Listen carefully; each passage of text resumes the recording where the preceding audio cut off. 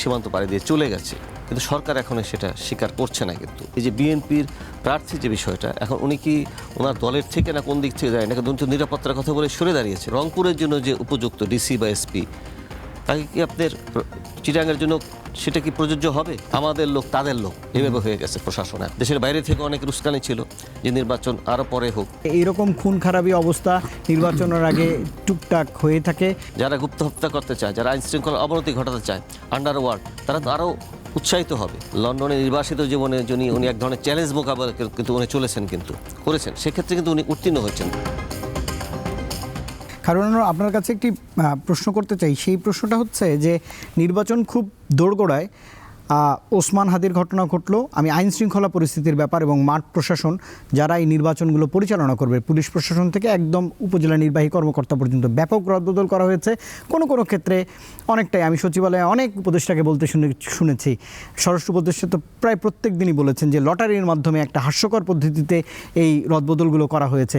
তিনি নিজেও বলছেন যে এটি এই সরকারের যে কি বলবো খুঁজে বের করা পদ্ধতি সেটি।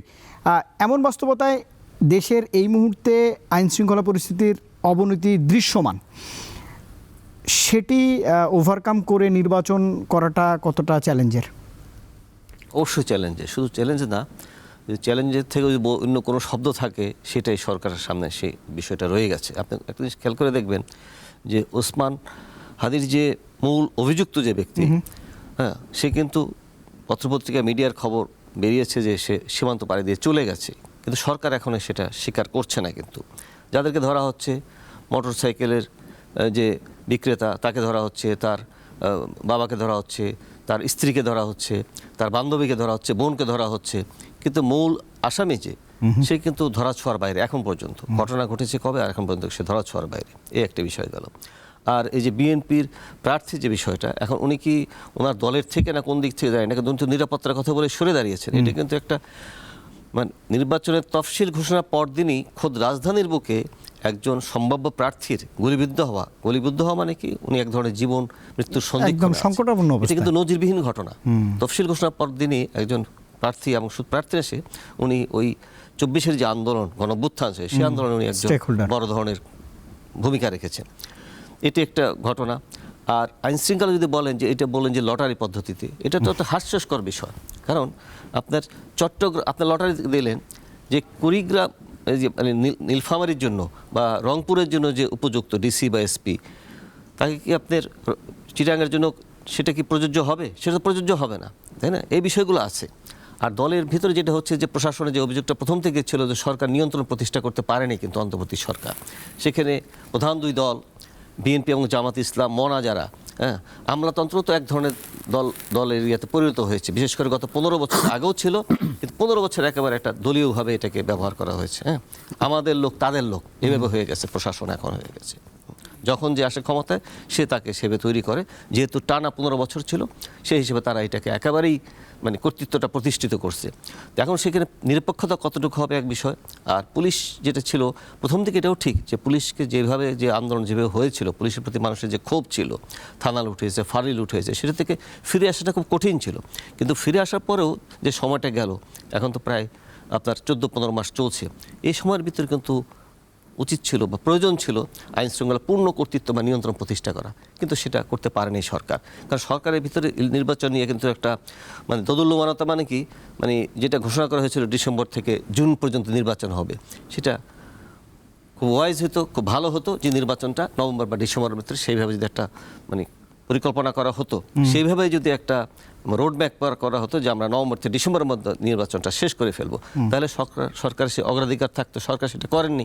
সরকারের ভিতর ডিপ স্টেট সক্রিয় ছিল, দেশের বাইরে থেকে অনেক উস্কানি ছিল যে নির্বাচন আরও পরে হোক, সেটা করতে যায় সরকার। এখন এমন বাস্তবতার মুখোমুখি হয়েছে যে প্রধান উপদেষ্টা উৎসবমুখ নির্বাচনের কথা বলছেন, সেরা নির্বাচনের কথা বলছেন, কিন্তু তারপরেও কিন্তু জনমনের শঙ্কা রয়েই গেছে। আরেকটি বিষয় একটু আপনার ছোট কমেন্ট জানতে চাই।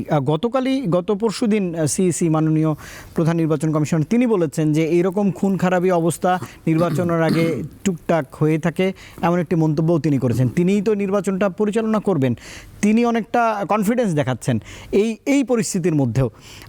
এটি এটি কি কিভাবে মন্তব্যটা আসলে মানে খুব মানে একেবারেই আমার কাছে মনে হয়েছে যে উনি একটা উদাহরণ দিয়েছেন, সাবেক অর্থমন্ত্রীর উদাহরণ দিয়েছেন, তারপর আহসানুল্লাহ মাস্টারের গাজীপুর তার উদাহরণ দিয়েছেন। কিন্তু আপনি উদাহরণকে কেন টেনে আনবেন? আপনি তো নির্বাচনের ট্রেনের যাত্রা শুরু হয়েছে, আনুষ্ঠানিকভাবে কিন্তু তফসিল ঘোষণার যাত্রা শুরু হয়েছে। সেখানে কিন্তু চালকের আসনে, প্রধান চালকের আসনে সিএসি এবং তার কমিশন কো পাইলট হিসাবে আছে। এখন নির্বাচন ট্রেনে নিয়ে যাবেন, এখন ঢাকার বুকে এরকম একটা ঘটনা ঘটে গেল, সেটাকে যদি বলেন বিচ্ছিন্ন ঘটনা, তাহলে তো যারা এই সন্ত্রাস সৃষ্টি করতে চায়, যারা গুপ্ত হত্যা করতে চায়, যারা আইন শৃঙ্খলার অবনতি ঘটাতে চায়, আন্ডারওয়ার্ল্ড, তারা তো আরও উৎসাহিত হবে। এই জন্য এই মন্তব্যটা আমার মনে হয় খুব একেবারেই মানে অপ্রাসঙ্গিক হয়েছে এবং গ্রহণযোগ্য হয়নি এই মন্তব্যটা।